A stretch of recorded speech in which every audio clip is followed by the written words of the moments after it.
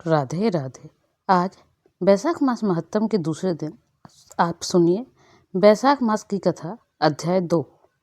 विभिन्न प्रकार के दान लाभ।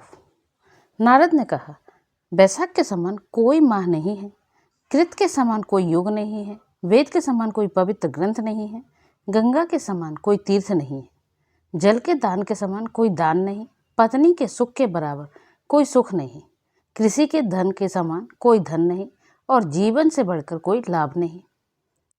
उपवास रखने के समान कोई तपस्या नहीं, दान करने से बढ़कर कोई सुख नहीं, दयालुता के समान कोई पवित्र अनुष्ठान नहीं, आंखों को भाने वाली चमक के समान कोई तेज नहीं, भोजन करने के समान कोई संतोष नहीं, कृषि के समान कोई व्यापारिक गतिविधि नहीं, सद्गुण के समान कोई मित्र नहीं, सत्यवादिता के समान कोई प्रतिष्ठा नहीं, अच्छे स्वास्थ्य के बराबर कोई प्राप्ति नहीं, केशव से बड़ा कोई उद्धार करता नहीं, वैशाख के समान कोई पवित्र करता नहीं। जैसा कि विद्वान जानते हैं, वैशाख सबसे श्रेष्ठ माह है, यह विष्णु का प्रिय माह है। यदि कोई इस माह को, जो विष्णु का प्रिय है, धार्मिक अनुष्ठानों का पालन किए बिना व्यतीत करे तो उसका पुनर्जन्म पक्षियों पशुओं जैसे निम्न मानव प्राणियों के गर्भ में होता है।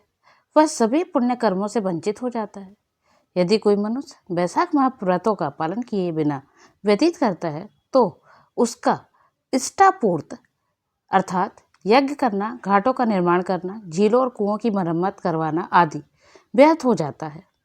यदि कोई व्यक्ति वैशाख काल में खाए जाने वाले भोजन पर संयम बरतता है तो वह निश्चित रूप से विष्णु के साथ सायुज्य प्राप्त करेगा, इसमें कोई संदेह नहीं है।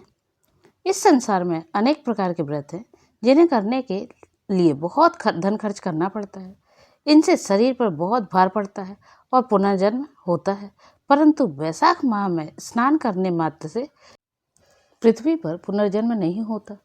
वैशाख माह में जल दान करने से वह पुण्य प्राप्त होता है जो सभी प्रकार के दान करने और सभी तीर्थों के दर्शन करने से प्राप्त होता है। यदि कोई जल दान करने में असमर्थ हो तो समृद्धि की इच्छा रखने वाले व्यक्ति को दूसरों को ऐसा करने के लिए प्रेरित करना चाहिए। यह सभी दान पुण्यों से भी कहीं अधिक कल्याणकारी है। यदि सभी दान पुण्य एक पलड़े में और जल का दान दूसरे पलड़े में रखकर तराजू में तोला जाए तो जल का दान श्रेष्ठ होगा। जो व्यक्ति राहगीरों के लिए प्रपास दान करता है वह अपने परिवार के 1 करोड़ सदस्यों का उत्थान करता है, वह विष्णु लोक में सम्मानित होता है। हे श्रेष्ठ राजा, प्रपास के माध्यम से जल आपूर्ति करने से देवी पितरों एवं ऋषियों को अत्यधिक प्रसन्नता प्राप्त होती है। यह सत्य है, इसमें कोई संदेह नहीं है। यदि सड़क पर लंबी पैदल यात्रा के कारण थके हुए लोग प्रपास के माध्यम से प्रसन्न होते हैं तो ब्रह्मा, विष्णु और शिव सहित देवता उनके द्वारा प्रसन्न होते हैं। जिन्हें जल की आवश्यकता हो उन्हें जल दे, जिन्हें छाया की आवश्यकता हो उन्हें छाया दे। हे राजा, वैशाख माह में जिन्हें पंखे की आवश्यकता हो उन्हें पंखे दे। वैशाख माह के आगमन पर ब्राह्मण ग्रस्त को जल, छाता और पंखा दे। इन वस्तुओं का दान उत्तम माना जाता है।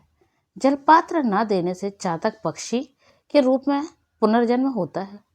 हे महाराज, यदि कोई व्यक्ति प्यास से पीड़ित किसी श्रेष्ठ पुरुष को ठंडा पानी पिलाए तो वह उस कार्य से 10,000 राजसूय पुण्य प्राप्त करेगा। जो व्यक्ति गर्मी और थकान से पीड़ित ब्राह्मण को पंखा झुलाता है वह उस कार्य से ही पापों से मुक्त हो जाता है, वह स्वर्ग यात्रियों का अधिपति बन जाता है। वैशाख माह में ब्राह्मणों को पंखे न देने से 100 प्रकार के गठिया रोग हो जाते हैं और नरक में जाते हैं। यदि कोई व्यक्ति सड़क पर चलते चलते थके हुए श्रेष्ठ ब्राह्मण को कपड़े से ही हवा कर दे तो वह उसी से मुक्त हो जाएगा और विष्णु के साथ सायुज्य प्राप्त करेगा। शुद्ध मन से ताड़ के पत्तों से बना पंखा देने से सभी पापों से मुक्ति मिलती है और ब्रह्मा के लोक में प्रवेश मिलता है। यदि कोई व्यक्ति थकान दूर करने वाला पुण्यकारी पंखा नहीं चलाता तो वह नरक में यातना भोगता है और पृथ्वी पर कुष्ठ रोगी के रूप में पुनर्जन्म लेता है। हे मनुष्यों के स्वामी, वैशाख माह में कम से कम एक बार तीनों प्रकार के दुखों को दूर करने के लिए उत्साहपूर्वक छत्र देना चाहिए, अर्थात शरीर से उत्पन्न होने वाले, अन्य प्राणियों से उत्पन्न होने वाले और भाग्य से उत्पन्न होने वाले। जो व्यक्ति वैशाख माह में जिससे माता प्रसन्न होते हैं छाता नहीं देता वह पृथ्वी पर एक अत्यंत क्रूर प्रेत के रूप में किसी छायाहीन स्थान पर पुनर्जन्म लेता है। जो वैशाख माह में उत्तम चपले देता है वह विष्णु को प्रिय होता है, यम के दूतों की अवहेलना करता है और विष्णु के लोक में जाता है। यदि कोई व्यक्ति वसंत ऋतु के आगमन पर वैशाख माह में जूते दान करता है तो उसे इस संसार के कष्टों का सामना नहीं करना पड़ता और ना ही वह नरक लोक में जाता है। जो व्यक्ति किसी ब्राह्मण को जूते देता है निस्संदेह 1 करोड़ जन्मों के बाद पृथ्वी पर राजा के रूप में पुनर्जन्म लेता है। ब्रह्मा के लिए भी उस व्यक्ति के गुण का वर्णन करना संभव नहीं है जो असहाय व्यक्तियों की थकान दूर करने के लिए मार्ग में एक तंबू बनवाता है। उस व्यक्ति के लाभ की सीमा ब्रह्मा ने भी नहीं देखी है जो अपने घर आए ब्राह्मण को भोजन कराते हैं। हे राजा, पका हुआ भोजन उपहार में देना तत्काल तृप्ति प्रदान करता है, अतः समस्त लोकों में पके हुए भोजन के समर्थ कोई अन्य उपहार नहीं है। ब्रह्मा भी उस व्यक्ति के पुण्य का वर्णन करने में सक्षम नहीं है जो मार्ग में लंबी पैदल यात्रा के कारण थके हुए ब्राह्मण को आश्रय प्रदान करता है। यदि कोई व्यक्ति पर्याप्त भोजन ना करे तो पत्नियां, बच्चे, घर आदि वस्त्र, आभूषण, सजावट आदि उसके लिए असहनीय हो जाते हैं। जो व्यक्ति पर्याप्त भोजन करते हैं उसके लिए ये सब निसंदेह सहनीय होते हैं।